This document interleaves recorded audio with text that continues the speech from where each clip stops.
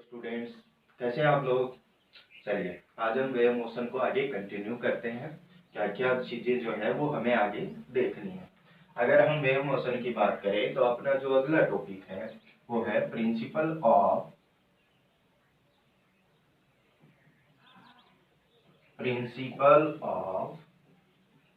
Superposition. Principal of superposition. ये लो sir, superposition क्या होता है? नाम ही पहली बार सुना है हमने तो। सुपरपोजिशन क्या होता है कि आपके पास कई सारी वेव होती है और वो कई सारी वेव किसी मीडियम के अंदर मोशन करते हुए अगर किसी एक पॉइंट पर आकर सारी की सारी वेव मिलती है, एक पॉइंट पर आकर वो सारी वेव मिलती हैं, तो उस पॉइंट के ऊपर अगर मुझे उस मीडियम के पार्टिकल का डिस्प्लेसमेंट देना हो तो वो मीडियम के पार्टिकल का डिस्प्लेसमेंट कितना होगा वो हमें बताता है प्रिंसिपल ऑफ सुपरपोजिशन। कहता क्या है? ये बोलता है कि जैसे आपके पास कोई एक वेव जा रही है और इस वेव के अंदर जो मीडियम का पार्टिकल डिस्प्लेस हो रहा है, एसएचएम कर रहा है, उसका डिस्प्लेसमेंट है आपके पास y1। कोई दूसरी मीडियम के अंदर वेव जा रही है और इस वेव का डिस्प्लेसमेंट है आपके पास y2। कोई तीसरी आपके पास वेव है और इस वेव का एक स्पेसिफिक टाइम पर डिस्प्लेसमेंट है y3। ये जो y1 y2 y3 डिस्प्लेसमेंट है वो है eight same time.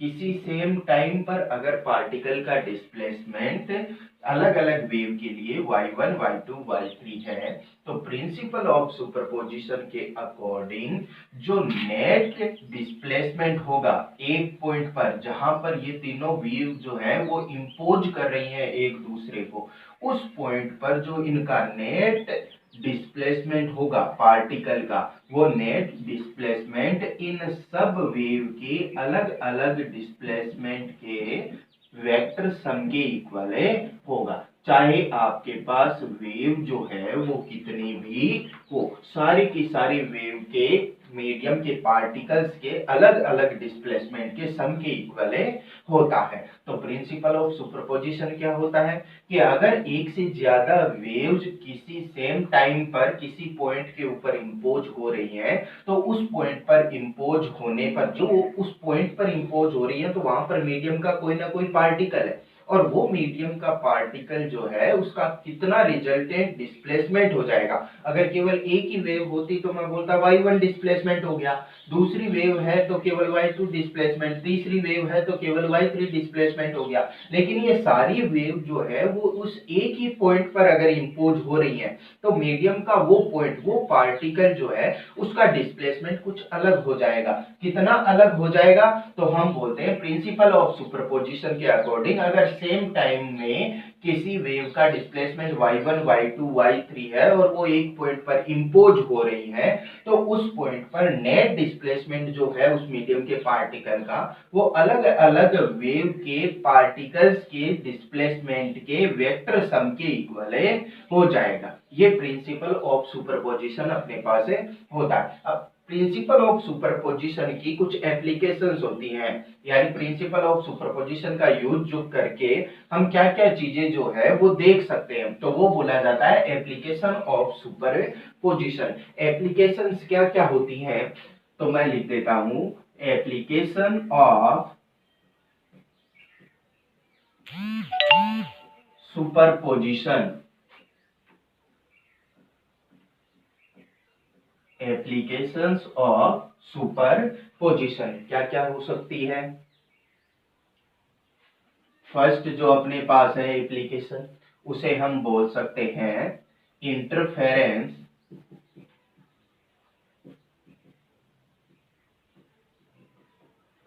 Of wave. First जो एप्लीकेशन है इसे हम बोलते हैं इंटरफेरेंस ऑफ वेव। इंटरफेरेंस क्या होता है तो हम ये बोलते हैं कि कोई भी वेव्स है आपके पास, कोई भी कितनी भी वेव्स हैं, अगर वो वेव सेम फ्रीक्वेंसी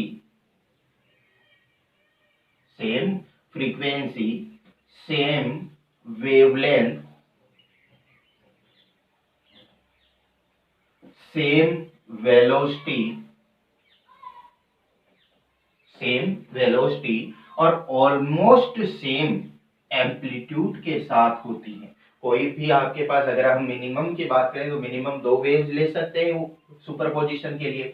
तो आपके पास कोई 2 वेव ऐसी हैं जिनकी फ्रीक्वेंसी सेम है, जिनकी वेवलेंथ सेम है और जिनकी वेलोसिटी सेम है। तो कोई भी 2 ऐसी वेव जब सुपरपोजिशन करती हैं या इंपोज करती हैं एक दूसरे को, और उन दोनों की जो डायरेक्शन है वो भी सेम हो, दोनों की जो डायरेक्शन है मोशन करने की वो भी क्या हो, सेम हो, तो जब ये एक दूसरे को इंपोज करेंगे तो देखिए किस तरह की सिचुएशन बन जाएगी। पहली वेव आ रही है इस तरीके से, ठीक है, दूसरी वेव जो है वो आ रही है आपके पास इस तरीके से। तो ये दोनों वेव जब किसी एक पॉइंट पर आकर एक दूसरे को इंपोज करती हैं तो उस पॉइंट के ऊपर इंटेंसिटी कितनी हो जाएगी, इंटेंसिटी जो है वो कितनी इंक्रीज हो जाएगी या कितनी डिक्रीज हो जाएगी, वो हम देखते हैं इंटरफेरेंस के अंदर। यानी सेम डायरेक्शन के अंदर मोशन करने वाली 2 वेव अगर उनकी सेम फ्रीक्वेंसी हो, सेम वेवलेंथ हो और सेम वेलोसिटी हो, तो जब वो एक दूसरे को इंपोज करती हैं तो वहां पर इंटरफेरेंस प्रोड्यूस होता है। इसे हम आगे देखते हैं। पहले हम यही देख रहे हैं कि एप्लीकेशंस क्या क्या होती हैं। अगर हम दूसरी एप्लीकेशन की बात करेंगे तो दूसरी एप्लीकेशन होती है आपके पास production of stationary wave, production of stationary wave. आपके पास कोई 2 वेव ऐसी है जो same frequency, same wavelength, same velocity की हम बात कर सकते हैं कि हो या ना हो, मे बी, लेकिन जो डायरेक्शन है, मोशन की जो डायरेक्शन है वो अपोजिट हो। यानी एक वेव का जो मोशन की डायरेक्शन है वो हो +x के अलोंग और दूसरी कोई वेव है उसके मोशन की डायरेक्शन हो -x के अलोंग। तो 2 अगर वेव एक दूसरे से अपोजिट डायरेक्शन की ओर मूव करती हुई इंपोज होती हैं तो वहां पर आपके पास प्रोड्यूस होती है स्टेशनरी वेव। यानी आपके पास एक कोई स्ट्रिंग है और स्ट्रिंग के एक एंड से भी आप वेव प्रोड्यूस कर रहे हो और दूसरे जो एंड है उससे भी आप वेव प्रोड्यूस कर रहे हो, तो दोनों तरफ से आने वाली वेव्स जब इंपोज होती हैं तो इंपोज होने पर क्या बनता है, आपके पास स्टेशनरी वेव प्रोड्यूस होती है। थर्ड जो अपने पास यहाँ पर इसकी एप्लीकेशन होती है वो होती है बीट्स, प्रोडक्शन ऑफ बीट्स कब प्रोड्यूस होती है, जब आपके पास कोई 2 वेव है और उन दोनों की फ्रीक्वेंसी जो है वो डिफरेंट हो, उनकी फ्रीक्वेंसी के बीच में कोई डिफरेंस हो, तो हमें बीट्स, तो जो वेव है वो बीट्स प्रोड्यूस करेंगी। बीट्स का सिंपल मीनिंग यही होता है डिफरेंस बिटवीन फ्रीक्वेंसीज। तो अगर कोई 2 वेव्स आपके पास ऐसी हैं जिनकी फ्रीक्वेंसी के बीच में डिफरेंस है, जैसे हम लोग ये चीज एक एक चीज के बेसिस पर ही डिफरेंस कर रहे हैं। इंटरफेरेंस कब होगा, जब सेम डायरेक्शन होगी, same frequency, same wavelength, same velocity. Stationary wave कब प्रोड्यूस होती है, जब डायरेक्शन क्या हो, अपोजिट हो, अपोजिट डायरेक्शन। बीट्स कब प्रोड्यूस होती है, जब फ्रीक्वेंसी क्या हो, डिफरेंट हो। अगर कोई 2 वेव है दोनों की डिफरेंस जो फ्रीक्वेंसी है वो डिफरेंट होगी तो वहां पर बीट्स प्रोड्यूस होंगे। अगर हम फोर्थ की बात करें, फोर्थ एप्लीकेशन की, तो ये जो एप्लीकेशन है वो हम लोग पहले से पढ़ के आ रखे हैं, लिसाजू फिगर। यानी जब कोई भी 2 वेव है आपके पास और वो दोनों वेव एक दूसरे के परपेंडिकुलर इंपोज करते हैं, जैसे फर्स्ट वेव इस तरीके से मोशन कर रही है और दूसरी जो सेकंड वेव है वो इस तरीके से मोशन करती हुई आ रही है, तो परपेंडिकुलर जब इंपोज होती है कोई भी 2 वेव तो कौन सी शेप बनती है, वहां पर लिसाजू शेप बनती है। ये हम मेनली किसके अंदर पढ़ के आते हैं, एसएचएम के अंदर। एसएचएम के अंदर हम देखते हैं कि लिसाजू शेप जो है वो किस तरीके की बन रही है। तो यहाँ पर सुपरपोजिशन के अपने पास 4 जो एप्लीकेशंस है वो हमने यहाँ पर लिख रखी है। फर्स्ट एप्लीकेशन होती है इंटरफेरेंस ऑफ वेव। इंटरफेरेंस कब होता है, जब कोई भी 2 wave with same frequency, same wavelength, same velocity and moving in same direction, तो इंटरफेरेंस प्रोड्यूस होता है। जब हम स्टेशनरी की बात करेंगे तो स्टेशनरी वेव कब प्रोड्यूस होगी, जब आपके पास कोई भी दो वेव है और उन दोनों वेव के प्रोपेगेशन की डायरेक्शन जो है वो अपोजिट हो, प्रोपेगेशन की डायरेक्शन अपोजिट हो। तो जब प्रोपेगेशन की डायरेक्शन अपोजिट होगी तो वहां पर स्टेशनरी वेव प्रोड्यूस होंगी। थर्ड अपने पास है बीट्स। बीट्स कब प्रोड्यूस होती हैं, जब कोई भी दो वेव आपके पास ऐसी है जिनकी फ्रीक्वेंसी के बीच में कोई डिफरेंस होता है। तो फ्रीक्वेंसी में जब डिफरेंस होता है तो हम बोलते हैं वहां पर बीट्स का प्रोडक्शन हो रहा है।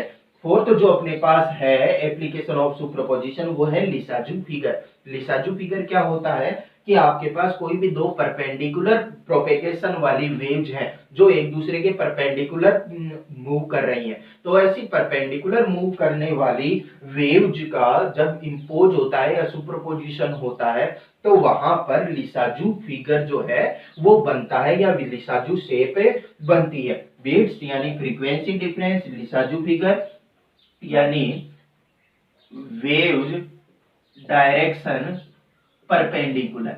जो आपके पास वेव है, दोनों वेव का प्रोपेगेशन हो रहा है वो परपेंडिकुलर हो तो लिसाजू फिगर या लिसाजू शेप जो है वो वहां पर बनती है। अब इन चारों को हम लोग चारों को की तो बात नहीं करेंगे, ये जो आपके पास फोर्थ है ये आप एसएचएम के अंदर पढ़ लेते हो, तो इस टॉपिक के अंदर ये फोर्थ पार्ट जो है वो हम नहीं पढ़ते, लेकिन ये जो तीनों पार्ट हैं वो हम अब पढ़ेंगे और यही तीनों पार्ट जो है वो आपके इस चैप्टर के अंदर रिमेनिंग है। अगर एक्स्ट्रा की बात करें तो डॉपलर इफेक्ट जो है वो एक्स्ट्रा के अंदर आ जाता है। मेनली जो है इस चैप्टर के अंदर ये तीन ही पार्ट आपके बचे हुए हैं, interference of wave, stationary wave और बीट्स।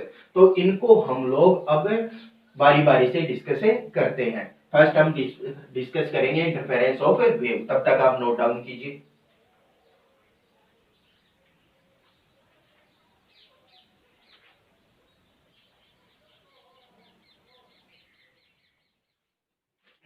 चलिए फर्स्ट जो अपना एप्लीकेशन है उसे हम कंटिन्यू करते हैं। फर्स्ट जो अपना एप्लीकेशन है वो है interference of wave. Interference of wave क्या होती है इंटरफेरेंस, हमने अभी अभी पढ़ा था कि कोई भी दो वेव है, कोई भी दो वेव है आपके पास और वो दो वेव जो है उनकी सेम फ्रीक्वेंसी हो, सेम वेवलेंथ हो। अब बोले सर फ्रीक्वेंसी सेम हो गई तो वेवलेंथ तो वैसे ही सेम होगी, लेकिन हम लिख देते हैं यहाँ सेम फ्रीक्वेंसी सेम वेवलेंथ और जो मोशन की डायरेक्शन है वो मोशन की जो डायरेक्शन है वो डायरेक्शन भी सेम हो, सेम डायरेक्शन हो। और जो बच गया अपने पास फोर्थ चीज इंटरफेरेंस के अंदर वो मैं लिखूंगा सेम वेलोसिटी, सेम वेलोसिटी। तो जब कोई दो वेव होती है वो same frequency same wavelength same velocity से एक ही डायरेक्शन के अलोंग मूव करती हैं, तो जब वो इंपोज करेंगे एक दूसरे को तो वहां पर प्रोड्यूस होगा इंटरफेरेंस। अब इंटरफेरेंस के लिए हमें क्या चाहिए कि इंटरफेरेंस कब होता है, कब प्रॉपरली बिहेव करता है। तो हम बोलते हैं सबसे पहले तो कि आपके पास कोई एक सोर्स है S1 जहां से वेव का प्रोडक्शन हो रहा, कोई आपके पास दूसरा सोर्स है S2 जहां से किसी दूसरी वेव का प्रोडक्शन हो रहा है। यहां से कोई वेव जो है वो इस तरीके से मूव करते हुए किसी पॉइंट तक आ रही है, यहां से कोई वेव जो है वो इस तरीके से प्रोड्यूस होती हुई यहाँ पर आ रही है।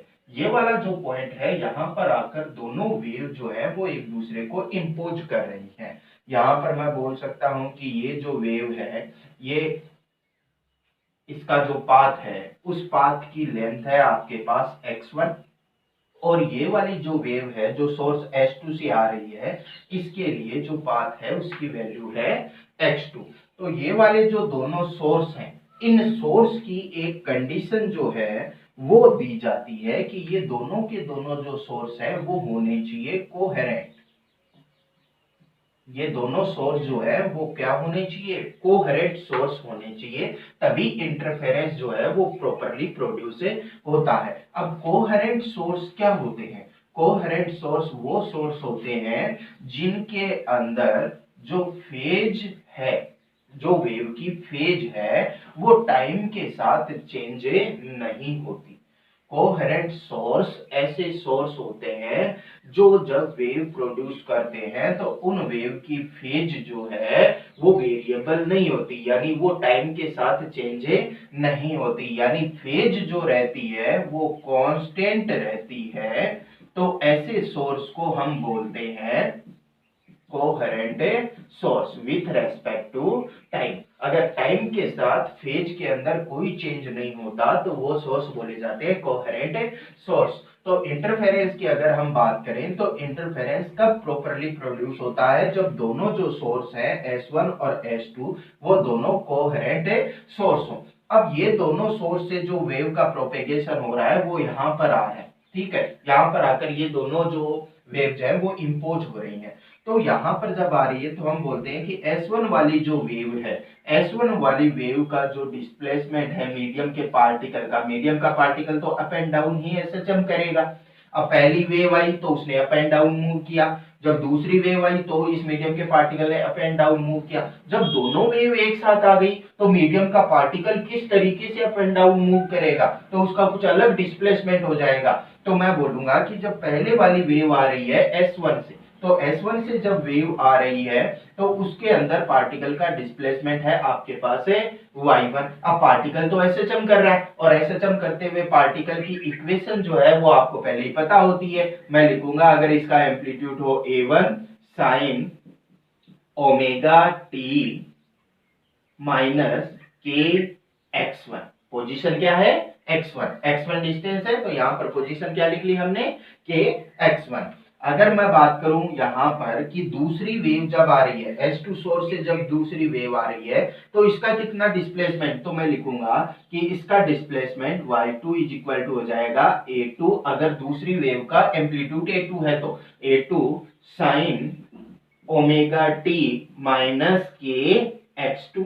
दोनों की डायरेक्शन जो है वो क्या ले ली हमने, सेम ले ली। दोनों की डायरेक्शन देखो यहाँ पर क्या है, सेम है। तो यहाँ पर देखो के जो है प्रोपेगेशन कांस्टेंट, वो प्रोपेगेशन कांस्टेंट हमने कांस्टेंट ही लिया है यहाँ पर, उसकी वैल्यू चेंज नहीं हो रही। क्यों नहीं चेंज हो रही, क्योंकि मीडियम चेंज नहीं हो रहा, मीडियम कांस्टेंट है, मीडियम वही है तो के भी वही है। और ओमेगा एंगुलर फ्रीक्वेंसी है यहाँ पर, तो देखो सेम फ्रीक्वेंसी से मूव कर रही थी दोनों वेव, तो ओमेगा भी हमने यहाँ पर क्या लिया है, सेम लिया है। टी टाइम के ऊपर ये हम बातें कर रहे हैं। तो ये जो पॉइंट है यहाँ पर जो मीडियम का पार्टिकल है उसका डिस्प्लेसमेंट कितना हो जाएगा, तो मैं कहूंगा कि नेट डिस्प्लेसमेंट उसके लिए तो मेरे को फाइंड करना पड़ेगा, और net displacement according to principle of superposition कितना हो जाएगा आपके पास, y1 प्लस y2। जो नेट डिस्प्लेसमेंट है पार्टिकल का वो सुपरपोजिशन का जो प्रिंसिपल है उसके अकॉर्डिंग कितना हो जाएगा, y1 प्लस y2। जब मैं y1 प्लस y2 करूं तो मेरे पास नेट डिस्प्लेसमेंट पार्टिकल का कितना मिल जाएगा, y1, ये रहा y1 आपके पास कितना, a1 sine omega t minus के x1 प्लस में y2 कितना, a2 sign omega t minus के x2। ये आपके पास नेट डिस्प्लेसमेंट आ गया मीडियम के पार्टिकल का, उस पार्टिकल का जिस पर आकर ये दोनों वेव जो है वो इंपोज हो रही हैं। अब अगर इन दोनों को हम लोग मिलाकर कोई एक ही इक्वेशन लिख दे तो वो ज्यादा सिंपल हो जाएगा, ये भारी भरकम याद रखने नहीं पड़ेगा। तो अगर हम सिंपल इक्वेशन की बात करें तो जो आपके पास y नेट की सिंपल इक्वेशन आती है वो हम लिखते हैं कि A1 A2 इन दोनों को मिलाकर हम लोग बोल दें कि कोई एक ऐसी वेव है जिसका रिजल्टिंग एम्पलीट्यूड है AR sign omega t minus KX1 KX2 आ रहा है, मैंने यहां पर लिख दिया थीटा। फेज यहां पर क्या लिख दी है हमने, यहां पर थीटा। ये कंप्लीट फेज है आपके पास। तो मैंने इसी इक्वेशन को एक बार एज्यूम करके लिख दिया कि कोई भी पार्टिकल का डिस्प्लेसमेंट है, अगर वो एसएचएम कर रहा है, चाहे वो कम कर रहा हो या ज्यादा कर रहा हो, तो उसकी जो डिस्प्लेसमेंट की इक्वेशन है वो इसी टाइप की होती। अब इसी टाइप की अगर इक्वेशन है तो A1 A2 अलग अलग एम्पलीट्यूड था, उनकी जगह हमने लिख लिया AR, साइन आ गया आपके पास हार्मोनिक वेव की वजह से, omega t minus theta, theta हमने अपनी तरफ से एज्यूम कर लिया कि ये कोई फेज डिफरेंस है इन दोनों के बीच में। तो जो रिजल्टिंग वेव है आपके पास, या उस पॉइंट के ऊपर जो पार्टिकल रिजल्टिंग वेव के अकॉर्डिंग मोशन कर रहा है, उस रिजल्टिंग वेव के अकॉर्डिंग जब मोशन कर रहा है तो उसका एम्पलीट्यूड AR है, और यहाँ पर थीटा जो है वो फेज डिफरेंस हो गया। अब हमें जो है वो AR की वैल्यू कैलकुलेट करनी है, थीटा की वैल्यू कैलकुलेट करनी है, तभी तो हम देख सकते हैं कि एक्चुअल इक्वेशन क्या थी, क्योंकि बिना एक्चुअल इक्वेशन के तो हम आगे क्वेश्चन कैसे सोल्व करेंगे।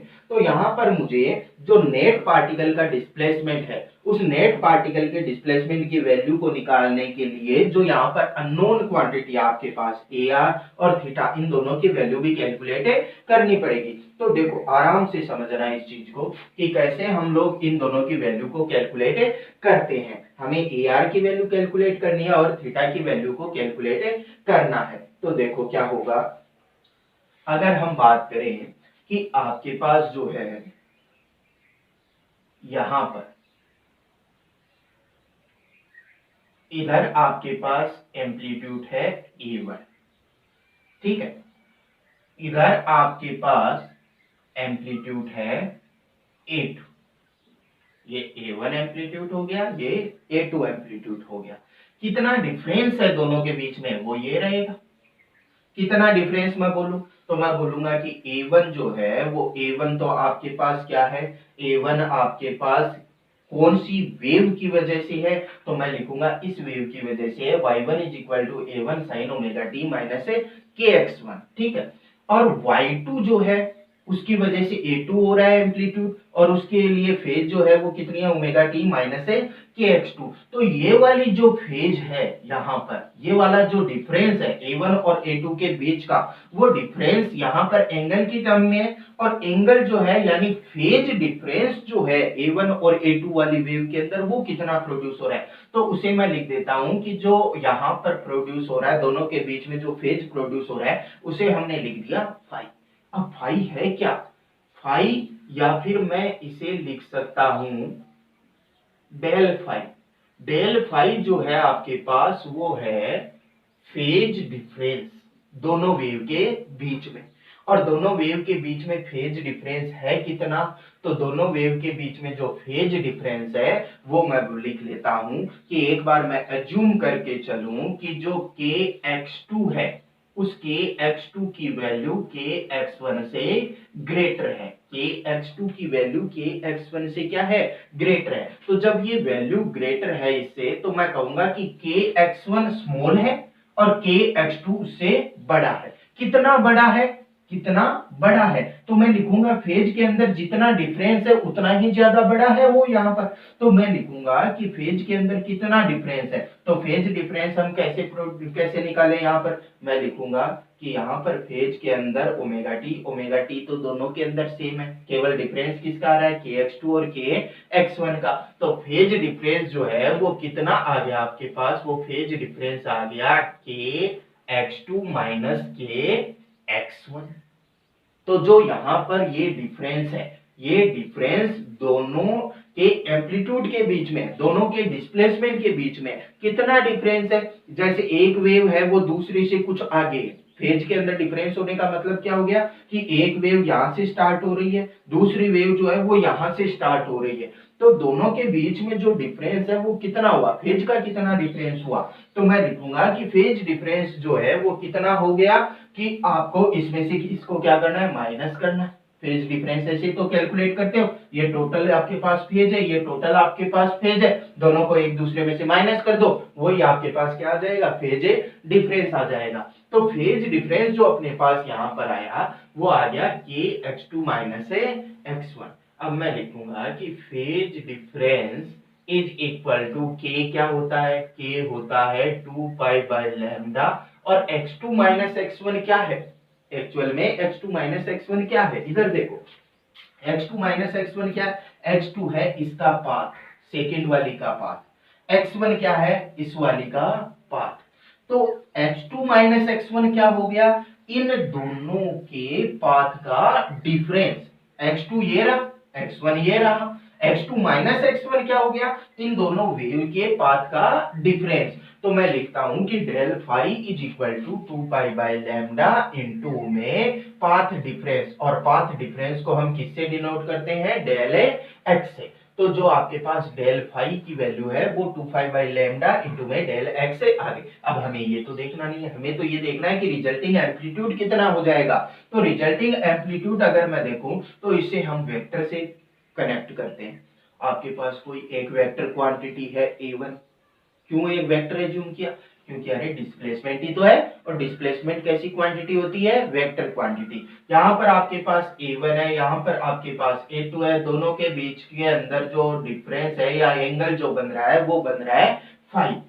तो इन दोनों का जो रिजल्टेंट है, इन दोनों एम्पलीट्यूड का जो रिजल्टेंट है वो इन दोनों के बीच में से आ गया, ए आर हमने यहां पर लिख दिया, और ये ए आर का जो ये एंगल है वो हमने एज्यूम कर लिया थीटा। इसका मीनिंग क्या हो गया, इसका मीनिंग हो गया resulting amplitude, resulting amplitude A1 से इतना और A2 से इतना, A2 से थीटा फेज के ऊपर है और A1 से फाई माइनस थीटा फेज के ऊपर है। तो AR जो रिजल्टिंग एम्पलीट्यूड है इसकी वैल्यू अगर हमें देखनी हो तो अब तो बहुत ही सिंपल हो गया। आपको याद आ गया होगा कि वेक्टर के अंदर हमने कौन कौन से लॉ पढ़े थे ऐड करने के लिए, वेक्टर्स को ऐड करने के लिए। वेक्टर लॉ के अंदर पहला जो था वो तो ट्राइंगल लॉ था, ट्राइंगल लॉ के अकॉर्डिंग हमने क्वेश्चन सॉल्व किए थे। पैरेललोग्राम लॉ था जिसके अकॉर्डिंग हमने दो वेक्टर को ऐड करके रिजल्टिंग एम्पलीट्यूड, रिजल्टिंग वेक्टर की वैल्यू फाइंड आउट की थी। तो वहां से अगर मैं देखूं तो अपने पास जो ए नेट है वो ए नेट या ए रिजल्टिंग जो है, जो रिजल्टिंग एम्पलीट्यूड है वो कितना आ जाएगा, वो मैं लिखूंगा a1 square plus a2 square plus में 2a1 a2 cos phi. Phi क्या है आपके पास, फाई है फेज डिफरेंस। ये था आपके पास ए आर का स्क्वायर, रिजल्टिंग एम्पलीट्यूड का square a1 square plus a2 square plus 2a1 a2 cos phi. Phi यहाँ पर क्या है, फाई है फेज डिफरेंस। फेज डिफरेंस का मीनिंग क्या हो गया, इसकी फेज कितनी, इसकी फेज कितनी, और दोनों को माइनस कर दो। ये यहाँ पर हमने ग्रेटर इसीलिए एज्यूम किया है ताकि हम फेज को लिख सके x2 माइनस x1। अगर मैं यहाँ पर के x1 की बात करता कि के x1 के x2 से ग्रेटर है तो यहाँ पर क्या बन जाता, x1 माइनस x2 बन जाता। तो फाई जो है वो यहाँ पर फेज है, तो हमें यहाँ से रिजल्टिंग जो एम्पलीट्यूड वेव का है, जो रिजल्टिंग वेव का एम्पलीट्यूड है वो मिल गया a1 square plus a2 square plus 2a1 a2 cos phi. अब अगर हमें फेज देखनी हो, क्योंकि ये देखो थीटा, थीटा हमने क्या लिखा था, फेज डिफरेंस, फेज लिखा था रिजल्टिंग वेव का। तो ये अगर रिजल्टिंग वेव का यहाँ पर फेज हमें पता करना हो तो थीटा की वैल्यू हमने लिख रखी थी वेक्टर के अंदर, याद करो क्या थी, वेक्टर के अंदर हमने लिखा था tan theta is equal to a2 sine phi upon में a1 plus a2 cos phi. क्या याद है क्या आपको, हमने ये वैल्यू लिखी थी। tan थीटा की वैल्यू क्या आती है अपने पास, a2 sin phi upon a1 plus a2 cos phi. तो अगर आपको थीटा की वैल्यू चाहिए या ar की वैल्यू चाहिए रिजल्टिंग वेव के लिए, वो हम यहाँ पर देख सकते हैं। अब बोले सर ये तो आपने सिंपल सी इक्वेशन ले ली जो हमेशा लेते हैं, ओमेगा टी माइनस के x1 ओमेगा टी माइनस के x2, अगर इसके साथ कुछ और आ जाए प्लस फाई वन बोल दे प्लस अल्फा बीटा गामा कुछ भी बोल दे तो हम कैसे करें। तो बेटा जी ये जो है वो कंप्लीट फेज है आपके पास, और ये अगर कंप्लीट फेज है तो इसके अंदर चाहे कुछ भी आ जाए, आपको क्या करना है, फेज डिफरेंस के लिए एक में से दूसरे को माइनस करना है, चाहे अंदर अल्फा बीटा गामा थीटा कुछ भी आ जाए। आपको उससे कोई लेना देना नहीं है। चाहे कितना भी आ जाए, फेज डिफरेंस जब लेना है तो आपको एक में से दूसरे को माइनस करना है। ये जरूर देखना है कि कौन सी जो वेव है वो फेज के अंदर आगे और कौन सी वेव जो है वो फेज के अंदर पीछे है। तो यहां से हम ए आर रिजल्टिंग एम्पलीट्यूड या रिजल्टिंग वेव का एम्पलीट्यूड फाइंड आउट कर सकते हैं। ये अपने पास फॉर्मूला आ गया, टेन थीटा आपके पास आ गया A2 sin फाइव अपॉन में A1 plus A2 cos five. तो जो अपने पास वेव का रिजल्टिंग वेव का इक्वेशन था उसके अंदर जो जो अननोन क्वांटिटी थी ए आर और थीटा, उन दोनों क्वांटिटी की वैल्यू अपने पास यहाँ पर आ गई है। एक ए आर और एक टेन थीटा, एक ए आर और एक टेन थीटा। क्लियर है यहां तक? चलिए आगे हम देखते हैं कि इंटरफेरेंस जो है वो क्या होता है, क्या क्या उसकी क्वालिटीज होती हैं। तो अगर हम इंटरफेरेंस की बात करें तो फर्स्ट चीज मैं यहाँ पर लिखूंगा कि हमने इंटरफेरेंस के अंदर शुरुआत के अंदर मैंने बताया था कि इंटेंसिटी चेंज हो जाती है।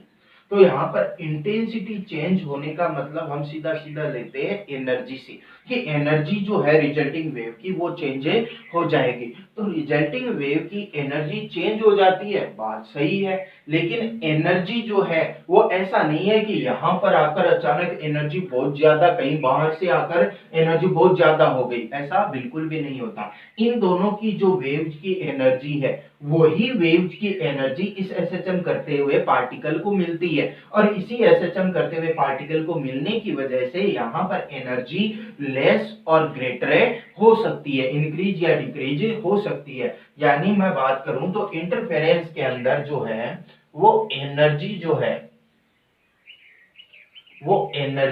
ना ही तो बनती है, क्रिएट होती है, और ना ही एनर्जी का लॉस होता है। यानी एनर्जी जो है वो केवल एनर्जी का रीडिस्ट्रीब्यूट होती है। एनर्जी जो है वो केवल और केवल उसका रीडिस्ट्रीब्यूशन होता है, वो ना ही तो बनाई जाती है और ना ही वो यहां से उसका लॉस होता है। केवल और केवल एनर्जी का रीडिस्ट्रीब्यूशन होता है, और उसी एनर्जी के रीडिस्ट्रीब्यूशन की वजह से कहीं पर तो एसएचएम कर रहे पार्टिकल की इंटेंसिटी मैक्सिमम हो जाती है और कहां पर इंटेंसिटी जो है वो मिनिमम हो जाती है। तो एनर्जी का रीडिस्ट्रीब्यूशन होता है, ना ही तो एनर्जी को क्रिएट किया जा सकता है, ना ही एनर्जी को यहाँ पर लॉस किया जा सकता है। तो एनर्जी जो है इंटरफेरेंस के अंदर वो एनर्जी का रीडिस्ट्रीब्यूशन होता है। अब इंटरफेरेंस जो होता है वो दो टाइप का होता है। दो टाइप कौन कौन से? एक को तो हम बोलते हैं कंस्ट्रक्टिव इंटरफेरेंस, और दूसरा अपने पास होता है डिस्ट्रक्टिव इंटरफेरेंस। तो आप तब तक ये नोट कीजिए, तब तक उसके आगे हम पढ़ते हैं कि इंटरफेरेंस किस किस टाइप का होता है, उसकी मेनली जो चीजें हैं वो क्या क्या होती है। चलिए छापिए।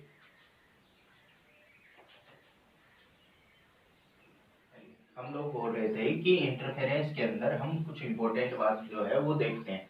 तो सबसे पहले इंपॉर्टेंट जो बात हमने देखी थी वो ये कहा था कि एनर्जी जो होती है इंटरफेरेंस के अंदर वो एनर्जी ना तो क्रिएट की जा सकती है ना ही डिस्ट्रॉय की जा सकती है, केवल और केवल उसका रीडिस्ट्रीब्यूशन होता है। तो मैं लिख सकता हूं कि in interference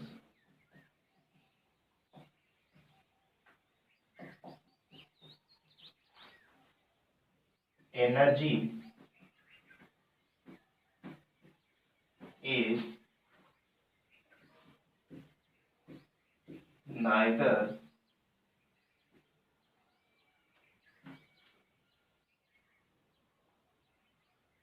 produced nor destroyed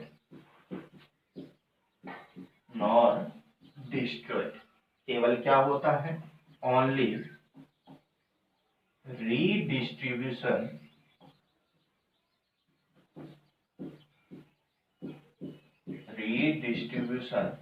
of energy takes place. यानी केवल और केवल एनर्जी का रीडिस्ट्रीब्यूशन होता है, ना ही एनर्जी डिस्ट्रॉय होती है ना ही एनर्जी प्रोड्यूस होती है। उससे आगे की हम बात करेंगे तो सबसे पहले देखेंगे कि इंटरफेरेंस जो है वो इंटरफेरेंस हमें कैसे पता चलेगा कि वो प्रोड्यूस हो रहा है? तो हमने कहा कि दो कोई भी वेव होती है, उन दोनों वेव के अंदर अगर फ्रीक्वेंसी सेम हो, वेवलेंथ सेम हो या उसके मोशन की डायरेक्शन सेम हो तो वहां पर इंटरफेरेंस प्रोड्यूस होगा। लेकिन उसके लिए जो हमने लास्ट तक सोल्व किया था उसके अंदर कुछ ना कुछ एक चीज के अंदर डिफरेंस आ रहा था। वो डिफरेंस कौन सा था कि इंटरफेरेंस कब प्रोड्यूस होगा? बात सही है आपकी, सेम फ्रीक्वेंसी वाली दो वेव हो, सेम वेवलेंथ वाली दो वेव हो, एक ही डायरेक्शन के अंदर वो मोशन कर रही हो, बिल्कुल बात सही है। लेकिन एक ऐसी चीज थी जो अलग थी, जो हमने पूरे के पूरे अभी जो हमने सोल्व किया था उसके अंदर पढ़ा था, जो उनकी फेज जो है वो फेज दोनों वेव की क्या होती है? डिफरेंट होती है। तो कोई भी दो wave, same frequency, same wavelength, same velocity, motion in same direction and phase is a different, तो क्या प्रोड्यूस होगा? वहां पर इंटरफेरेंस प्रोड्यूस होगा। अब जब इंटरफेरेंस होता है किसी पॉइंट के ऊपर, तो इंटरफेरेंस होने पर कुछ पॉइंट के ऊपर तो या मीडियम के कुछ पॉइंट ऐसे होते हैं जहां पर तो इंटेंसिटी जो है वो मैक्सिमम मिलती है हमें, और कुछ पॉइंट ऐसे होते हैं जहां पर इंटेंसिटी जो है वो मिनिमम मिलती है। तो मिनिमम और मैक्सिमम जो हमें मिलती है इंटेंसिटी, वो होता है कंस्ट्रक्टिव और डिस्ट्रक्टिव इंटरफेरेंस की वजह से। तो अगर हम इंटेंसिटी की बात करें, कंस्ट्रक्टिव और डिस्ट्रक्टिव इंटरफेरेंस को डिवाइड करने से पहले अगर हम बात करें इंटेंसिटी की, तो इंटेंसिटी जो है वो होती कितनी है और हमें कैसे पता चलेगा कि रिजल्टिंग वेव की इंटेंसिटी कितनी होगी? तो अगर हम अब बात करें इंटेंसिटी की, इंटेंसिटी ऑफ वेव, तो ये हमने पहले भी देखा था लेकिन इसके अंदर फिर से देखना पड़ेगा क्योंकि दो वेव आ गई अब यहाँ पर। तो दो वेव जब आ गई तो इंटेंसिटी कितनी होगी रिजल्टिंग वेव की? तो मैं कहूंगा कि इंटेंसिटी जो है वो डायरेक्टली प्रोपोर्शनल होती है एम्पलीट्यूड की पावर है 2 की। डायरेक्टली प्रोपोर्शनल किसकी होती है? एम्पलीट्यूड की पावर है 2 के। जब मैं डायरेक्टली प्रोपोर्शनल का साइन हटाता हूं, तो डायरेक्टली प्रोपोर्शनल का साइन हटाने पर मुझे यहाँ पर कांस्टेंट लगाना पड़ेगा, और कांस्टेंट यहाँ पर लगता है के। ये वही है जो आप समझ रहे हो, के क्या है? प्रोपेगेशन है कांस्टेंट, इनटू में ए स्क्वायर।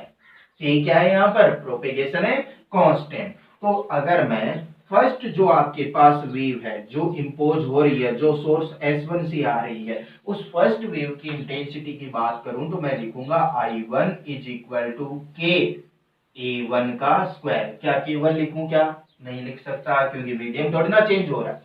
अगर मैं सेकंड वेव की बात करूं, जो सेकंड वेव सोर्स S2 से आ रही है, उसके लिए इंटेंसिटी I2 की वैल्यू कितनी हो जाएगी? के एम्पलीट्यूड कितना उसका? A2 का स्क्वायर। इसी तरीके से अगर मैं रिजल्टिंग वेव की बात करूं, रिजल्टिंग वेव जो है उसके लिए इंटेंसिटी की बात करूं तो मैं उसे लिख लेता हूं आई। तो आई जो रिजल्टिंग वेव की इंटेंसिटी है उसकी वैल्यू कितनी हो जाएगी? के ए आर का स्क्वायर। ए आर क्या आ गया? रिजल्टिंग वेव का एम्पलीट्यूड। तो अगर मुझे आई की वैल्यू चाहिए तो मुझे ए आर की वैल्यू चाहिए, और ए आर की वैल्यू तो हमने कैलकुलेट कर रखी है इजीली। कितनी? तो मैं यहां से देखता हूं मुझे तो रिजल्टिंग वेव का एम्पलीट्यूड चाहिए, तो इसको क्यों यूज करूं? मैं तो इसी को यूज कर लूं। तो मैं लिखूंगा रिजल्टिंग वेव का जो एम्पलीट्यूड आई है is equal to K A R का स्क्वायर। ए आर के स्क्वायर की वैल्यू क्या थी मेरे पास? A1 square plus A2 square plus में 2A1 A2 cos A5। यही थी क्या वैल्यू? यही थी सर। चलो के को अंदर मल्टीप्लाई कर देते हैं। I इज इक्वल टू क्या बन गया? के A1 स्क्वायर प्लस के A2 स्क्वायर प्लस में 2। के तो बेचारा एक ही है लेकिन ये ठहरे दो, तो के को आप दो भागों में तोड़ लो, दो पार्ट्स के अंदर डिवाइड कर लो ताकि A1 के साथ भी आ जाए और A2 के साथ भी आ जाए। तो मैं यहाँ पर के को लिख लेता हूं अंडरूट के A1, इसको भी खुश कर दिया, और A2 के साथ लिख दिया तो इसको भी खुश कर दिया। ये लो अंडरूट के A2 क्या बन गया? 2 के A1 A2, साथ में क्या आ गया आपके पास? कोसे 5। सबको खुश रखना हमारी जिम्मेदारी है। चलो यहाँ पर देख लो I इज इक्वल टू ये बन गया। अब इसे देखो एक बार प्यार से और इसे देखो एक बार, दोनों को देखने पर क्या नजर आ रहा है कि कुछ कुछ ये ऐसा ही नजर आ रहा है क्या, K A one square I one, K A two square I two. तो क्या बन जाएगा ये देखो resulting intensity I is equal to K A one का स्क्वायर, यानी मैं लिख दूं क्या आई वन, के ए टू का स्क्वायर यानी मैं क्या लिख दूं आई टू, प्लस में under root K A one, under root K A one, यानी मैं इसका अगर दोनों तरफ अंडर रूट ले लूं तो दोनों तरफ अंडर रूट लूंगा तो under root I one is equal to under root K one A one. तो under root K A one किसके इक्वल आ गया, अंडर रूट आई वन, ये अंडर रूट आई टू, तो क्या बन गया two under root I one under root I two cos five. तो जो रिजल्टिंग वेव है आपके पास, उस रिजल्टिंग वेव का जो इंटेंसिटी है वो इंटेंसिटी कितनी आ जाएगी, I one plus I two plus two under root I one I two cos five. तो ये अपने पास मिल गई रिजल्टिंग वेव की इंटेंसिटी। तो समझ में आई क्या ये बात, ये जो फॉर्मूला है ये आपको डायरेक्ट रट के रखना है, एम्पियर मुझे तुझे रटना है। चलिए आगे चलते हैं, इंटेंसिटी की बात हो गई यहाँ पर। अब हमने कहा कि इंटरफेरेंस जो होता है वो इंटरफेरेंस दो टाइप का होता है। कौन कौन सी, एक तो होता है आपके पास क्या बोलते हैं उसे कंस्ट्रक्टिव इंटरफेरेंस, और दूसरा होता है डिस्ट्रक्टिव इंटरफेरेंस। कंस्ट्रक्टिव और डिस्ट्रक्टिव नाम से ही पता चल रहा है। कंस्ट्रक्टिव का मतलब कि ऐसा इंटरफेरेंस जिसके अंदर रिजल्टिंग वेव की इंटेंसिटी ज्यादा हो जाए वो कंस्ट्रक्टिव, और डिस्ट्रक्टिव का मतलब ऐसा इंटरफेरेंस जिसके अंदर रिजल्टिंग वेव की इंटेंसिटी कम हो जाए तो वो डिस्ट्रक्टिव हो जाएगा। तो हम दोनों को ही पढ़ते हैं, हम दो पार्ट्स के अंदर डिवाइड कर लेते हैं। हम लिखते हैं कंस्ट्रक्टिव इंटरफेरेंस, और इधर हम लोग लिख लेते हैं डिस्ट्रक्टिव इंटरफेरेंस। कंस्ट्रक्टिव इंटरफेरेंस और डिस्ट्रक्टिव इंटरफेरेंस। कंस्ट्रक्टिव इंटरफेरेंस कब होता है, सबसे पहली बात कंस्ट्रक्टिव इंटरफेरेंस तब होगा जब जो दो वेव इंपोज हो रही है, जो दो वेव जो है वो इंपोज हो रही हैं, उन दोनों वेव, वो दोनों वेव जो है उनकी फेज अगर सेम है, उन दोनों वेव की जो फेज है वो अगर सेम है तो वो जो वहां पर इंटरफेरेंस प्रोड्यूस होगा वो कैसा होगा, कंस्ट्रक्टिव इंटरफेरेंस। सेम फेज में होने का मतलब कि जो फेज डिफरेंस है डेल फाई वो कितना, जीरो। डेल फाई जीरो मतलब दोनों के बीच का पाथ डिफरेंस भी कितना हो गया, जीरो। यानी फेज डिफरेंस अगर दोनों वेव्स के बीच का जीरो है, पाथ डिफरेंस अगर जीरो है, तो दोनों वेव जो हैं वो कंस्ट्रक्टिव इंटरफेरेंस को प्रोड्यूस करेंगी। तो अगर फेज डिफरेंस यानी डेल फाई की वैल्यू जीरो हो तो डेल फाई की वैल्यू जीरो, या फिर मैं बोल सकता हूं सेम फेज के अंदर कब हो सकती हैं, सेम फेज के अंदर हो सकती हैं अगर वैल्यू हो जीरो, या वैल्यू हो 2 पाई, या वैल्यू हो 4 पाई, या वैल्यू हो 6 पाई, या फिर वैल्यू हो 2n पाई। n की वैल्यू जो है वो 0 1 2 3 हैंड्स ऑन कहीं पर भी जा सकती है। तो n की वैल्यू जब 0 रखूंगा तो डेल फाई 0, यहाँ पर n की वैल्यू 1 रखी तो 2 पाई, 2 रखी तो 4 पाई, 3 रखी तो 6 पाई। यानी जब डेल फाई की वैल्यू 0 2 पाई 4 पाई 6 पाई होती है, फेज डिफरेंस जो दोनों वेव के बीच में है वो 0 2 पाई 4 पाई 6 पाई या 2n पाई होता है, तब ये बोला जाता है कि जो इंटरफेरेंस प्रोड्यूस होगा यहाँ पर वो कौन सा होगा, कंस्ट्रक्टिव इंटरफेरेंस प्रोड्यूस होगा। अब डिस्ट्रक्टिव की अगर हम बात करें तो डिस्ट्रक्टिव के अंदर हम बात करेंगे कि जब कोई भी आपके पास दो वेव ऐसी है जिनका फेज अपोजिट है, जिनका फेज क्या हो, अपोजिट हो, बिल्कुल अपोजिट हो, तो हम बोल सकते हैं कि डिस्ट्रक्टिव इंटरफेरेंस प्रोड्यूस होगा। बिल्कुल अपोजिट होने का मतलब मैं लिख देता हूं डेल फाई की वैल्यू कितनी, 180 या 360, 180, बिल्कुल अपोजिट। एक वेव इधर जा रही है, दूसरी वेव इधर आ रही है, तो दोनों वेव जो है उनके प्रोपेगेशन की डायरेक्शन अपोजिट, यानी डेल फाई की वैल्यू कितनी, 180। तो 180 जब होगी तो मैं लिखूंगा कि डिस्ट्रक्टिव इंटरफेरेंस वहां पर प्रोड्यूस होगा। डेल फाई की वैल्यू 180, यानी मैं लिख सकता हूं del phi is equal to कितना, 180 का मीनिंग हो गया पाई, वहां पर क्या आ गया 2 पाई, क्या बच गया 3 पाई, क्या आ गया 4 पाई, क्या बच गया 5 पाई, क्या आ गया 6 पाई, क्या बच गया 7 पाई। डेल फाई की वैल्यू पाई, 3 पाई, 5 पाई, 7 पाई हो तो मैं बोलूंगा कि डिस्ट्रक्टिव इंटरफेरेंस यहाँ पर प्रोड्यूस हो रहा है। डेल फाई की वैल्यू को अगर मैं n की टर्म के अंदर लिखना चाहूं तो मैं लिख सकता हूं, यहीं पर हम लोग लिख देते हैं कि del phi is equal to 5 pi and so on कहां तक 2n प्लस 1 पाई। क्या लिख सकता हूं, क्या n की वैल्यू 0 तो पाई, n की वैल्यू 1 तो 3 पाई, n की वैल्यू 2 तो 5 पाई। तो n की वैल्यू जो है वो 0 1 2 एंड सो ऑन कहीं तक भी। तो जब n की वैल्यू को ये लिखूंगा तो डेल फाई जो है वो कितना आएगा, पाई, 3 पाई, 5 पाई। इसका मीनिंग जो फेज डिफरेंस आ रहा है दोनों वेव्स के बीच में वो आ रहा है अपोजिट 180।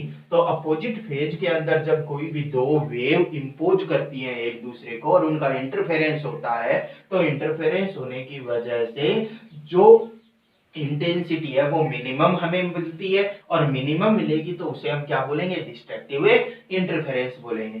अब अगर हम बात करें कि कोई भी दो वेव हैं, एक वेव का एम्पलीट्यूड a1, दूसरी वेव का एम्पलीट्यूड a2, तो जो कंस्ट्रक्टिव इंटरफेरेंस के बाद में रिजल्टिंग वेव का इंटरफेरेंस रिजल्टिंग वेव का एम्पलीट्यूड ar है, तो कंस्ट्रक्टिव इंटरफेरेंस के बाद में रिजल्टिंग वेव का जो एम्पलीट्यूड है वो हो कितना जाएगा, तो मैं लिखूंगा जी AR स्क्वायर का फॉर्मूला आपके पास है, A1 स्क्वायर प्लस में A2 स्क्वायर प्लस में 2A1 A2 cos फाइव। अब फाई की वैल्यू तो मुझे पता ही है कितनी होती है, फाई जो है वो फेज डिफरेंस ही है, यहाँ पर फाई फेज डिफरेंस को हमने डेल फाई से डिनोट कर लिया, तो फाई जो है वो दोनों वेव के बीच का फेज डिफरेंस है, और फेज डिफरेंस कितना, 0। कोस 0 कितना होता है, 1, कोस 0 1, तो AR का स्क्वायर इज इक्वल टू आ गया A1 square plus A2 square plus में 2A1 A2। अब ये देखो ये क्या आ रहा है, ये हमें नजर आ रहा है जैसा हम छोटे बच्चे थे तब पढ़ते थे कि ये A1 प्लस A2 का होल स्क्वायर है, तो AR इज इक्वल टू, इधर भी होल स्क्वायर है, देखो AR इज इक्वल टू क्या बन जाएगा, A1 प्लस A2। अब अगर दोनों वेव का एम्पलीट्यूड सेम हो, यानी मैं लिख दूं कि if A1 is equal to A2 is equal to A0, यानी दोनों का एम्पलीट्यूड अगर सेम हो तो जो रिजल्टिंग वेव का एम्पलीट्यूड है वो कितना हो जाएगा, 2A0 हो जाएगा आपके पास।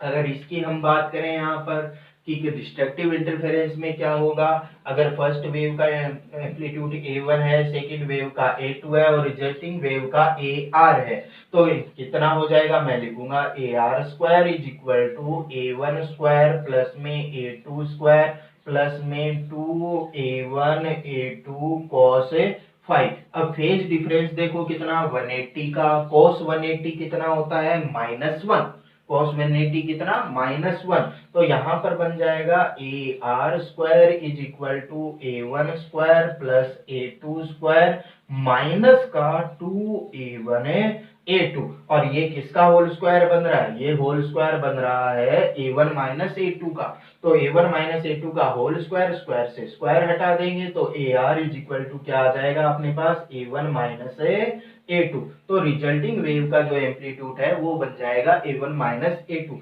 अब if A1 is equal to A2 is equal to A0, यानी दोनों वेव का एम्पलीट्यूड अगर बराबर हो, इक्वल हो, तो दोनों वेव का एम्पलीट्यूड इक्वल होने पर रिजल्टिंग वेव का एम्पलीट्यूड कितना बन जाएगा, A minus A is equal to 0, यानी डिस्ट्रक्टिव इंटरफेरेंस के अंदर एम्पलीट्यूड की वैल्यू कितनी बन जाएगी, 0 बन जाएगी। अब अगर हम ना बात करें नेक्स्ट अपने पास इंटेंसिटी की, तो इंटेंसिटी की जो वैल्यू है वो कितनी हो जाएगी कंस्ट्रक्टिव के अंदर और डिस्ट्रक्टिव के अंदर। तो इंटेंसिटी का फॉर्मूला हो रहा अपने पास I is equal to I1 plus I2 plus 2 under root I1 I2 cos phi.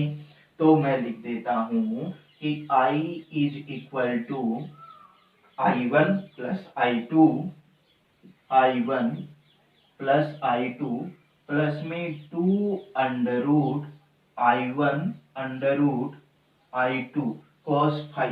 Phi की वैल्यू देखो 0, दोनों के बीच में फेज डिफरेंस 0 का, और cos 0 की वैल्यू 1, तो यही बन गया। ये अब ये किसका होल स्क्वायर बन रहा है हमें क्या पता, ये किसका होल स्क्वायर बन रहा है, ये किसी का होल स्क्वायर कैसे बनेगा, तो मैं लिखूंगा I इज इक्वल टू ये बन रहा है under root I1 plus under root I2 का होल स्क्वायर।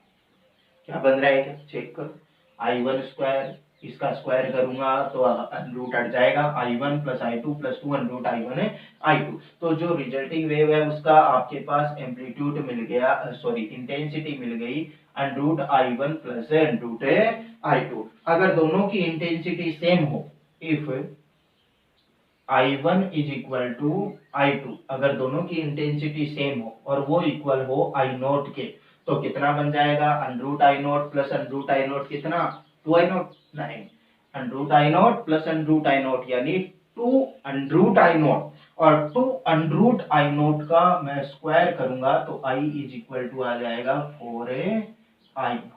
तो ये आपके पास रिजल्टिंग वेव का इंटेंसिटी आ जाएगी। अब अगर हम बात करें डिस्ट्रक्टिव की, तो डिस्ट्रक्टिव के अंदर इंटेंसिटी कितनी हो जाएगी, तो डिस्ट्रक्टिव की इंटेंसिटी कितनी हो जाएगी, हम लिखेंगे वही फॉर्मूला, लेकिन अब cos की फाई की वैल्यू कितनी 180 वैल्यू आ गई, तो intensity I is equal to बन जाएगी I1 plus I2 minus 2 under root I1 I2। cos phi की वैल्यू -1 रख दी यहाँ पर, तो देखो ये किसका होल स्क्वायर बना, ये होल स्क्वायर बना under root I1 minus under root I2 का। तो ये आपके पास डिस्ट्रक्टिव इंटरफेरेंस के अंदर इंटेंसिटी की वैल्यू आ गई। अगर if I1 is equal to I2 is equal to I0, अगर वैल्यू सेम हो इंटेंसिटी की दोनों वेव के लिए, तो दोनों वेव के लिए सेम होगी, तो जो रिजल्टिंग वेव की इंटेंसिटी है वो कितनी आ जाएगी, हमने फटाक से लिख दिया 0, क्योंकि दोनों सेम हो जाएगी तो 0। अब इसका मीनिंग क्या हो गया, इंटेंसिटी 4 टाइम्स इंटेंसिटी 0, यानी तब कोई भी दो वेव जिनकी फेज सेम है, यानी दोनों एक साथ मूव कर रही है बिना फेज डिफरेंस के, तो जो इंटेंसिटी है, जो मीडियम के रिजल्टिंग वेव प्रोड्यूस होगी उसकी इंटेंसिटी मैक्सिमम होगी, फॉर I0 होगी। और कोई दो ऐसी वेव्स हैं जिनके अंदर फेज डिफरेंस 180 पाई 3 पाई 5 पाई 2n प्लस 1 पाई प्रोड्यूस हो रहा है, तो वहां पर जो इंटेंसिटी मिलेगी हमें, वो इंटेंसिटी मिलेगी 0, अगर दोनों वेव की इनिशियल इंटेंसिटी सेम है तो ये इंटरफेरेंस के टाइप हो गए कि एक इंटरफेरेंस कंस्ट्रक्टिव, एक इंटरफेरेंस डिस्ट्रक्टिव। अब कोड पूरा भर गया है, तो इसे पहले आप लोग नोट करो, नोट करके आगे चलते हैं कि इसमें से कुछ क्या क्या इंपॉर्टेंट चीजें जो है वो हमें उठा सकते हैं और क्या क्या इंपॉर्टेंट चीजें जो है वो अपने पास से बच गई हैं। तो जल्दी से छापो, फिर साफ करते हैं।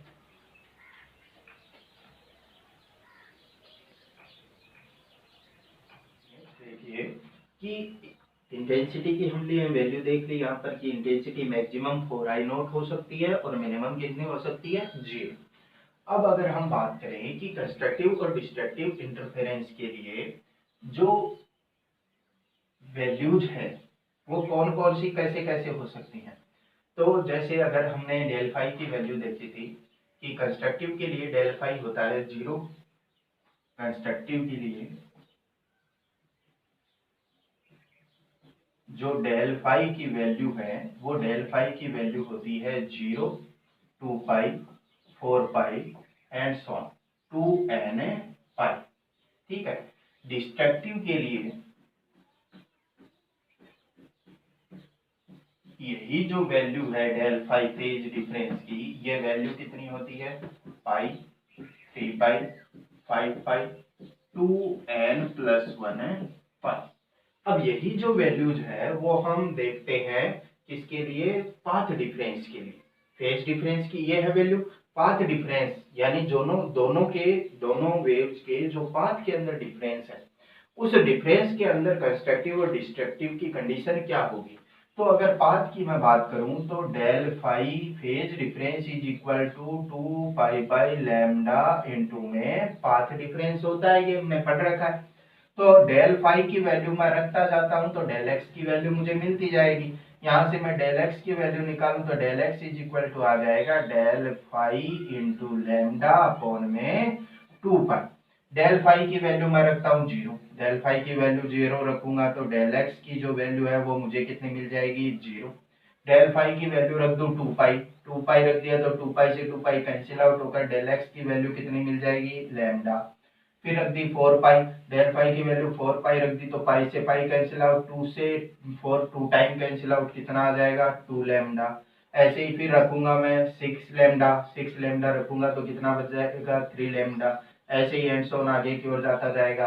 तो ये बन रहा है 0 लैम्डा, 2 लैम्डा, 3 लैम्डा।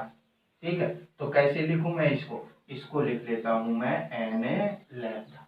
कि जब फेज पाथ डिफरेंस जो रहता है दोनों वेव के बीच में वो n लैम्डा हो, यानी n की वैल्यू जो है वो हम लिख सकते हैं 0 1 2 3 4 5 6 7।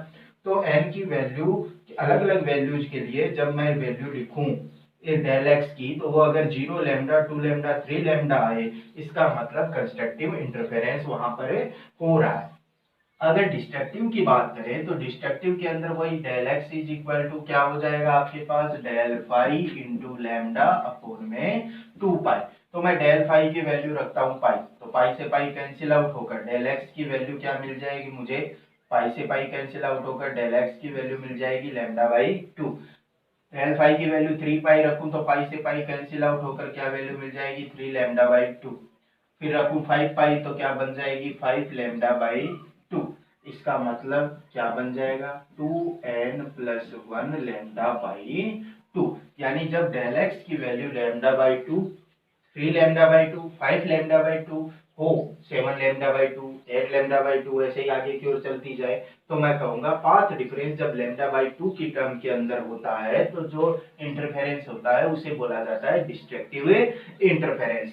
तो डेल फाई की और डेल एक्स की ये जो कंडीशंस हैं वो आपको रिमेंबर रखनी है कि जब डेल एक्स की वैल्यू n लैम्डा के इक्वल होता है तो कंस्ट्रक्टिव इंटरफेरेंस, और जब डेल एक्स की value 2n plus 1 lambda by 2 होता है तो डिस्ट्रक्टिव इंटरफेरेंस होता है।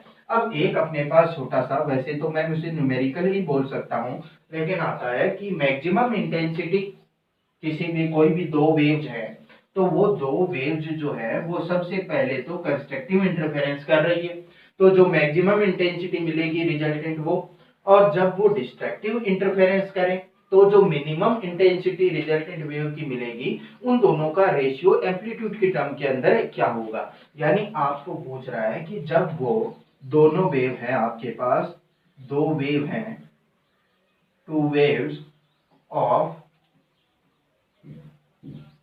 Amplitude A1 and A2, A1 and A2, आपको जो है वो उनकी इंटेंसिटी बतानी है कि मैक्सिमम इंटेंसिटी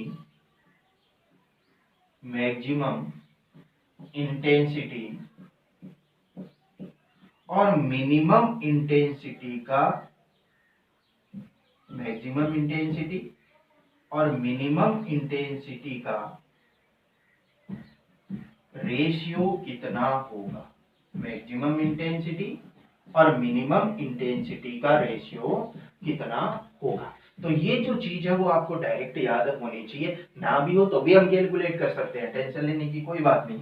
अगर मैक्सिमम इंटेंसिटी की बात करें तो मैक्सिमम इंटेंसिटी हमें पता है कब होती है, जब कंस्ट्रक्टिव इंटरफेरेंस होता है। और कंस्ट्रक्टिव इंटरफेरेंस के अंदर इंटेंसिटी होती कितनी है, तो मैं लिखता हूं इंटेंसिटी होती है √I1 प्लस √I2। क्या स्क्वायर भी होता है, जी बाकायदा होता है स्क्वायर।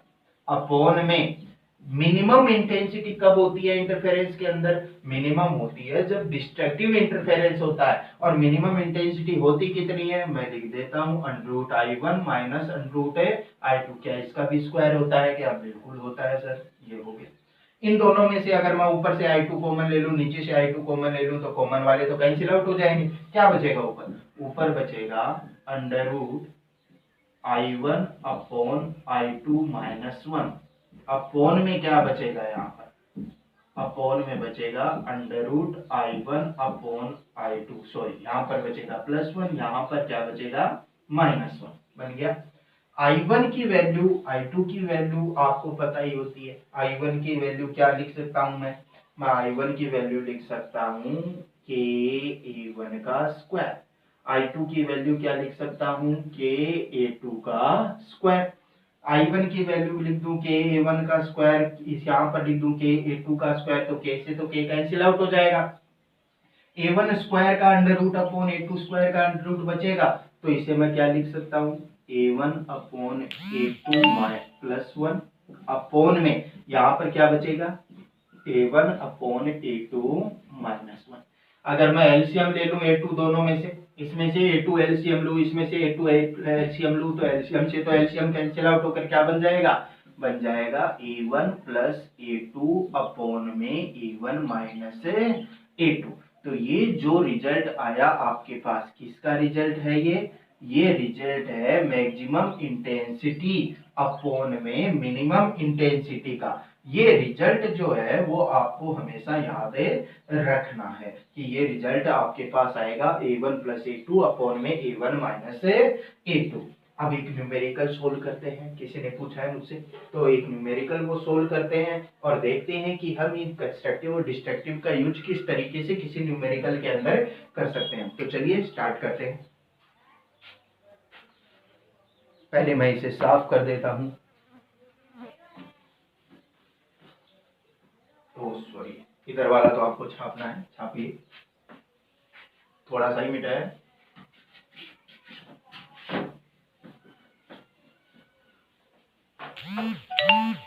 इसके जो क्वेश्चन है वो बहुत ही सिंपल सिंपल क्वेश्चन आते हैं, कोई ज्यादा हार्ड क्वेश्चन नहीं आते। बस आपको पता होना चाहिए कि बात किसकी कर रहा है। बोले सर हमें पता चल जाएगा कंस्ट्रक्टिव डिस्ट्रक्टिव होगा तो, लेकिन ये तो पता चल जाएगा कि कंस्ट्रक्टिव डिस्ट्रक्टिव होगा, लेकिन कब होगा ये याद नहीं रहता हमें। अब तो एग्जाम की डेट भी आ गई, अब तो याद रखना सीख लो। चलिए छाप लिया उधर वाला, क्लियर करता हूं।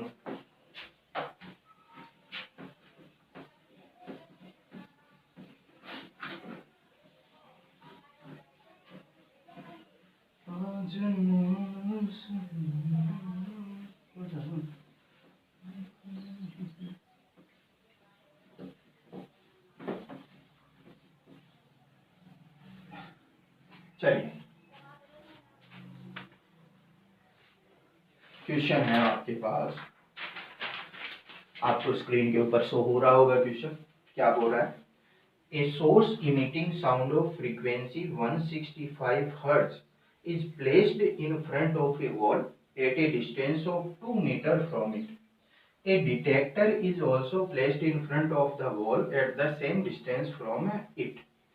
Find the minimum distance between the source and the detector for which the detector detects a maximum of sound. Speed of sound in here given है। डायग्राम आपको दे रखा है, डायग्राम बना लेते हैं। क्या डायग्राम आपको दे रखा है, ये कोई वॉल है, यहाँ पर आपके पास साउंड का सोर्स है, यहाँ पर है डिटेक्टर। यानी जो साउंड वेव की इंटेंसिटी को डिटेक्ट करेगा। यहाँ से साउंड वेव का प्रोपेगेशन हो रहा है, यहाँ से ये वापस प्रोपेगेट हो रही है ड्यू टू रिफ्लेक्शन। आपको सेंटर पॉइंट यहाँ पर दे रखा है इसका,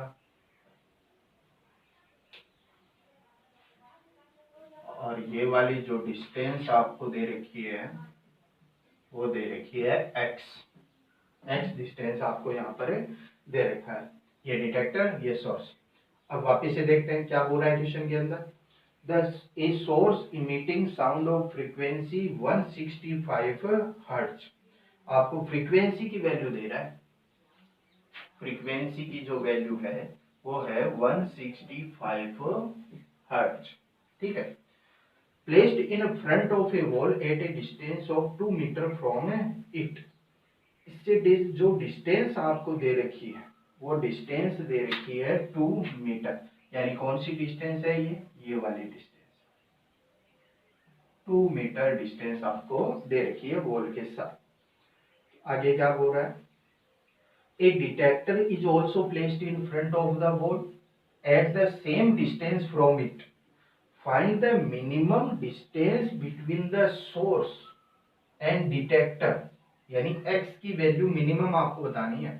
so for which the detector detects A maximum of A sound, यानी मैक्सिमम ऑफ साउंड यहाँ पर डिटेक्टर को मिलना चाहिए। Speed of sound in air आपको गिवन है 330 मीटर पर सेकेंड। ट्राई कीजिए, देखें कर सकते हो क्या। बहुत ही सिंपल सा क्वेश्चन है।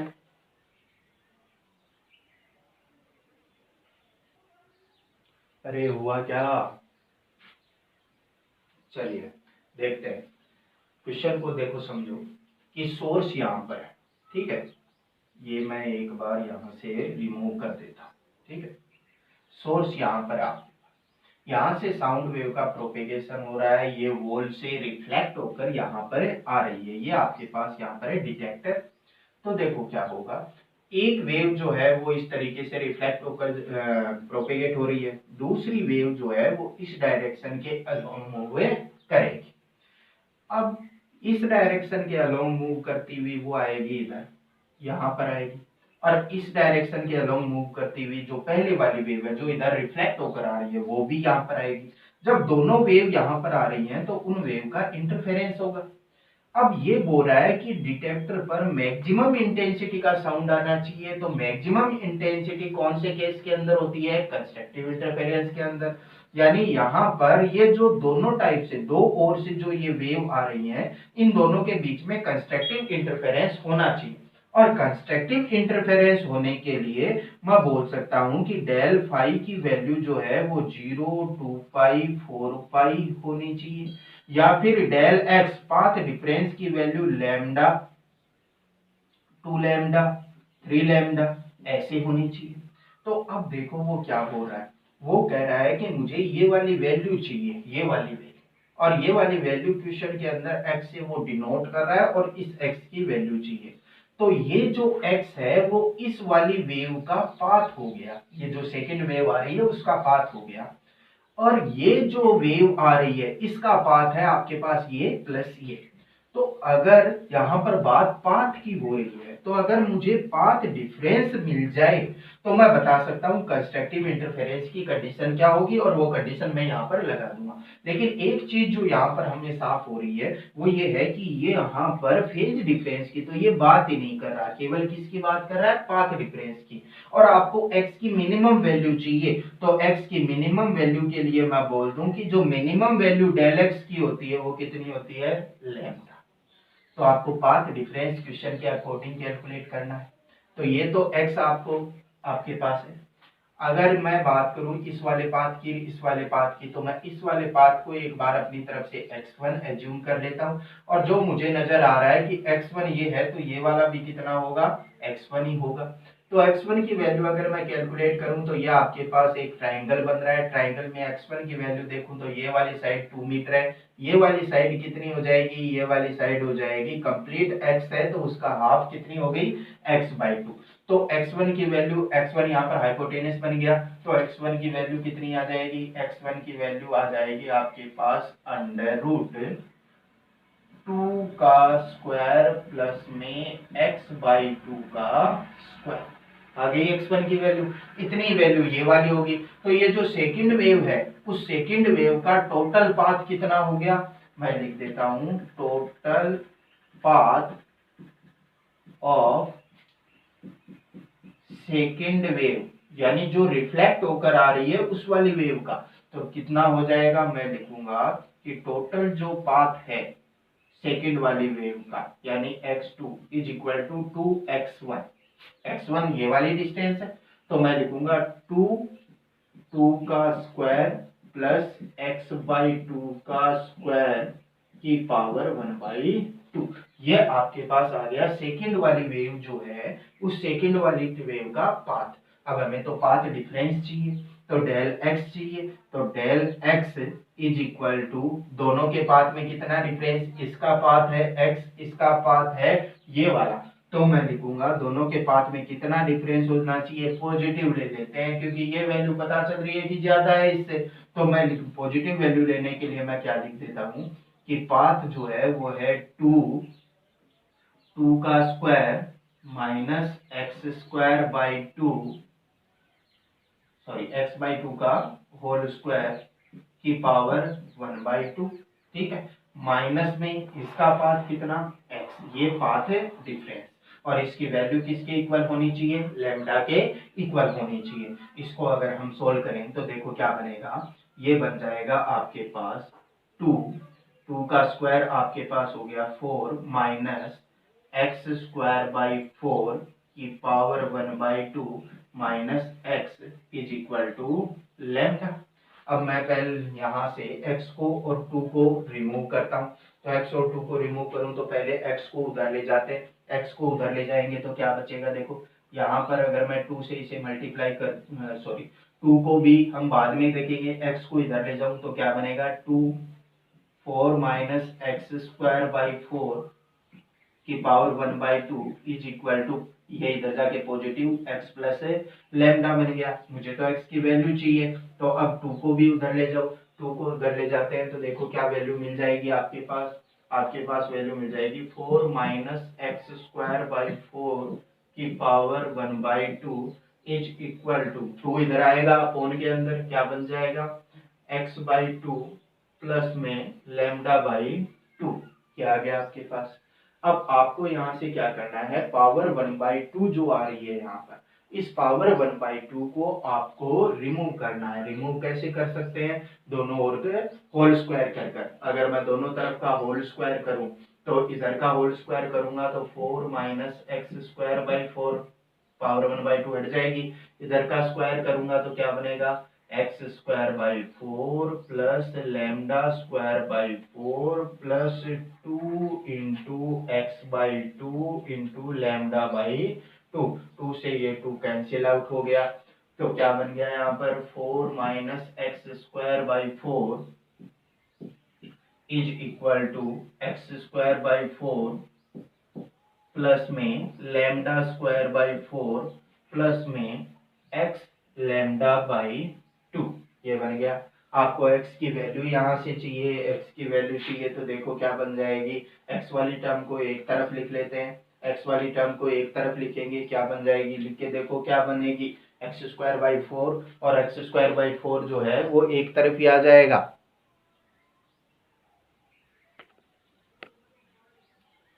देखिए क्या बन जाएगा। इस कैलकुलेशन को हम और इजी बना सकते हैं, कैसे, लैम्डा दे रखा है क्या क्वेश्चन के अंदर, अरे सर नहीं दे रखा, अरे लैम्डा नहीं दे रखा लेकिन फ्रीक्वेंसी और वेलोसिटी ऑफ साउंड तो अपने को दे रखा है।